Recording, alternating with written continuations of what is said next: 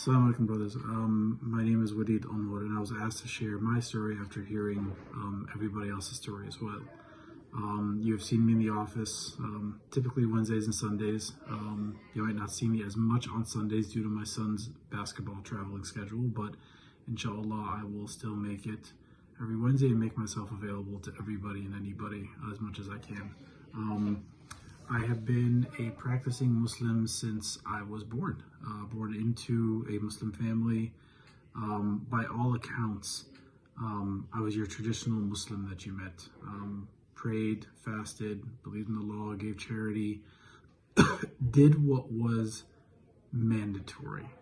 And as I got older, I think I lost a lot of sight of that because I would always say to myself, sacrifice for the big things. You're only on this lifetime for 60, 70 years. And then life happened.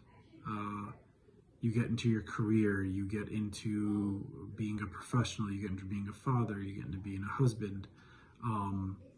And the more that I added into my life, the less I actually did for the religion itself, within the religion. Islam is what I did, it wasn't who I was. And I kept on getting further and further away.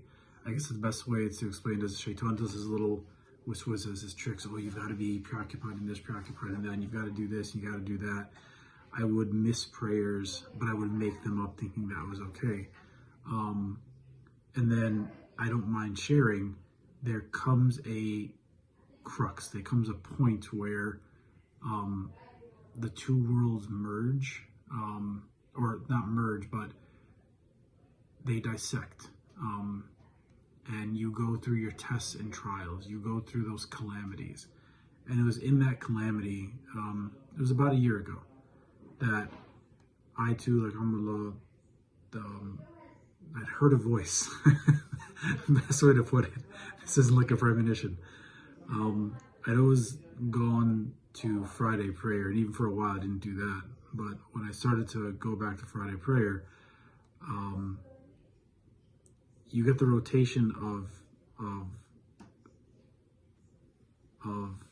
imams and shayukh, and there was one voice that just resonated the room that wasn't like any other voice, and you can guess who that was.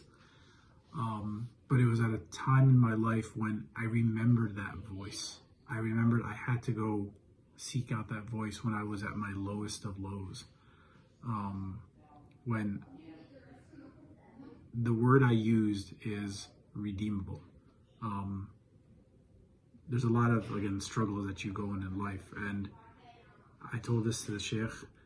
In the 44 years I've been on this earth, I've probably learned more about what it means to be a Muslim in 6 months, 8 months, it's less than a year, about a year, than I have in essentially 44 years. And it's astonishing what you can learn about yourself in that time. Now, what I have found to be the most important thing to me is consistency. Brother always keeps telling me, just keep showing up, keep showing up. I am not without my faults. I'm not without my struggles. As much progress as I have, I am constantly dealing with shaitan. As the Sheikh says, when the shaitan feels like he's losing your grasp on you, he comes at you 10-fold, 20-fold, 100-fold.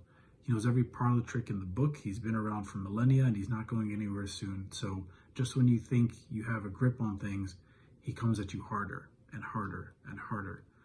And it's in those times where I have really started leaning on the brothers showing up. I will tell you that my Wednesdays and Sundays are my most comforting days. It's the days I look forward to the most, because I get to see many faces. I get to see people like me. I get to see people who are seeking, searching, people who have their own challenges, that I'm not alone in the stuff that I'm going through. And I think that's the beauty of what Islamic Mind brings. The group at Islamic Mind, it's a non-judgment zone. It is when you walk in those doors, it doesn't matter. when you're around the brothers, it doesn't matter. You're just there. You're there to be something more than what you are on the outside. It's a journey, and I continue to be on that journey. And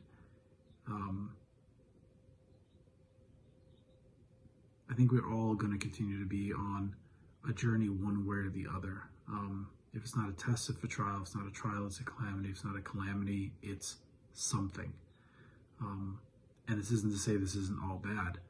The bad outweighs the good only in the sense that it's in your face.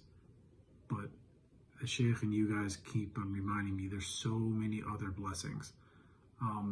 It reminds me, I'm gonna pull up, go back in the day here, the song about 99 problems. I think they kind of have that all wrong. Is you do have 99 blessings, and a problem might be one, but don't let the 99 blessings be overshadowed by the one problem, no matter how big or small it is. You're breathing, you're eating, you got a roof over your head. It doesn't matter if it's financial problems, family problems, if it's personal problems, weight problems. The Rabbina can solve all of that. It is not in our hands. And that is something that I am still struggling with on a daily basis. It's kind of hard to undo 40-something years of thinking and being one way and just at a snap of a finger, change it to be something else. So wanted to share that with you guys. And hopefully, inshallah, there'll be better days to come for